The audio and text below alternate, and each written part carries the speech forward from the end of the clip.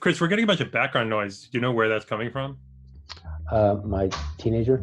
It's hilarious.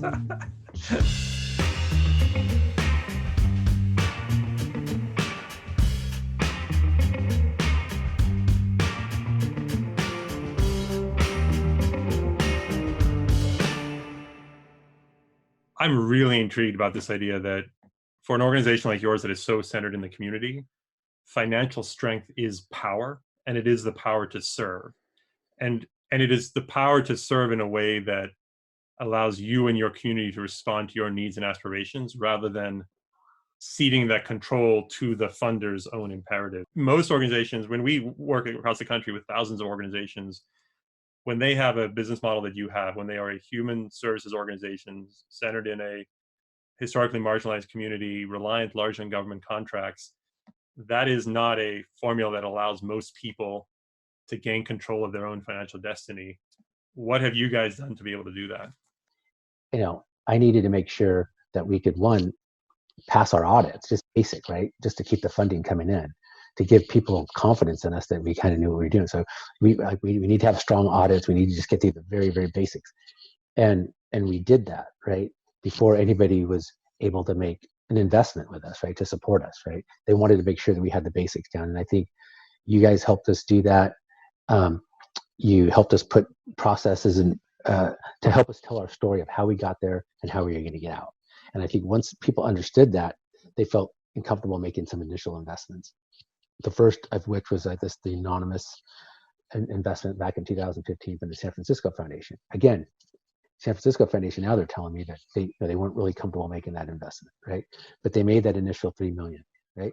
Now, what we were able to do is leverage the hell out of that, pay off some debt, leverage it, close a real estate deal, which brought in $65 million to the community, which we just built last year, and then leverage that on another project to bring in another $40 million to rehab an existing senior housing. So next thing you know, that $3 million turned into, what is that, about $100 million or something like that, just by leveraging and everything. So I think that then people started seeing, okay, these investments are going to go, they're going to make things happen, right? We're able to take these kind of modest investments and turn them into a lot, right? Be able to leverage it to get more public funding and whatever. And I think that really started to build people's confidence in us. That's wonderful. What has been uncomfortable about leading a nonprofit specifically, and one that has both the scale, the responsibilities, and the financial challenges of the Unity Council?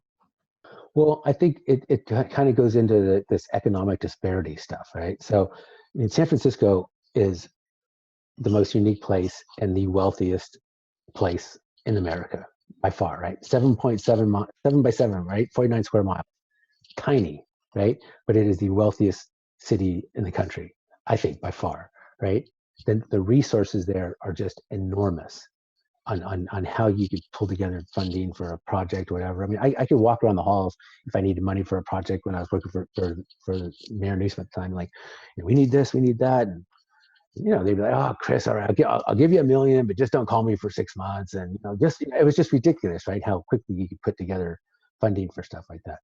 And to leave that and go over the Bay Bridge and to come into Oakland, not downtown Oakland, but go to East Oakland. And the farther east you go, where we're at, the resources just drop, and the needs in the community go through the roof. It's brutal how quickly it happens, right? And how much it's been ignored. And I'm not blaming the government or living. It's just this has been generations of disinvestment and stuff like that, and it's brutal to see that, right? And to realize that you're like right in the middle of it. And sometimes I was like, how did this organization even survive, right? Because in San Francisco there are probably 5 or 6 organizations that do what the Unity Council does, and I know them all. I can name them all, right? Oakland can't have 5 or 6 organizations. They could barely have us. They could barely have La Clinica, right? So these huge economic disparities, right, within these cities. And to me, it's just not fair, And so I think I make people uncomfortable because I call it out all the time.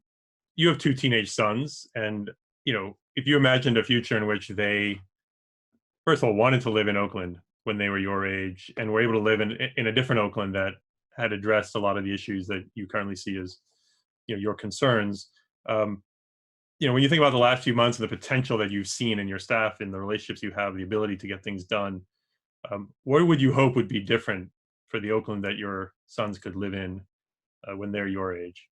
Well, it's like funny. One son wants to definitely live in Oakland. The other one is not so sure. And I think one of it's just the older one. He's 16, he's gonna be 17 in October. Um, he council member Gallo is a council member from the area, right? And so I've known him since I was a kid. And so he's like, hey, when your son comes to the office, let him come around with me, and he'll take him out for a day, and he just cruises around, and drops him off at 5. And so I was like, well, how'd you like it? He's like, oh, it was good, but I'm not sure we should live down here right now. I'm like, why? And he's like, well, he gave me all the crime reports, and he took me to a meeting, and he said, if I need something, just make sure you know where the stuff is on those reports. And he goes, Dad, they're not good, they're pretty rough, right? And I'm like, yeah, but whatever. So, but I think what when people ask me about that, I always say, like, what's your big idea for Oakland, East Oakland? And I'm like, it's a bar removal project. And they're like, well, that's already kind of happened. There's not a lot of bars, blah, blah, blah. I'm like, I'm not talking about bar, like, bars where you go in and drink and all that kind of stuff. I'm talking about bars on the windows. I'm talking about bars. People have barred themselves in their houses, right? When you drive around the Fruitvale, it's bars in the windows and then these beautiful big gates to get to their houses, right? And these are beautiful homes that were built back in the 30s and 40s, right? Real craftsman homes all over East Oakland. And when I grew up there in the 60s, you didn't see that, right? The houses were approachable, and my grandmother's house, our house, there weren't the bars on the windows and gates in the front. But over the years, people have kind of barricaded themselves in their houses, right? They don't feel safe. They're not going to get a response. After all, 50 years, or it's really changed. So maybe it's going to take the next 50 years to, but people feel safe, and those go away. Bars come down, and there's open, and there's just more of this community. There is a community, but there's still this sense of, fear and public safety. That's just a huge issue. What would you need the viewers of this interview to do differently to help realize that vision? It's a long leap from watching this interview, being in a foundation, being someone who works in a government agency, maybe someone works at a nonprofit, maybe they're an individual who is compelled to give more of their wealth because of what's been happening in this country. What would all those people need to do differently so that that very simple but powerful vision of the future of Oakland, where people can walk up to each other's front doors, and maybe you can even go further and say after removing the bars, they can not be locking the front doors. It's not a crazy way to live. A lot of people live that way. What could the people who are watching this interview do differently to help make that reality in your neighborhood? They need not to be afraid to act boldly, right? I mean, it's okay to be bold, right, and take chances, right? Because that's what a lot of these organizations need. That hey, I may be stretching it and stretching them as an organization, but I have to be bold and really be willing to take that chance and not be afraid of that, right? And I think you'll be surprised on what happens, right, on how people could use their support to really move this. And they have to understand that their investment may not be the one that really kind of gets it over the edge, but it just keeps moving it, and it keeps moving it. And I think right now, because of this momentum that we have, that they're not going to be alone, right? They're not going to be alone in this to support organizations, to support ideas, right? But I think that's the environment that we're in right now.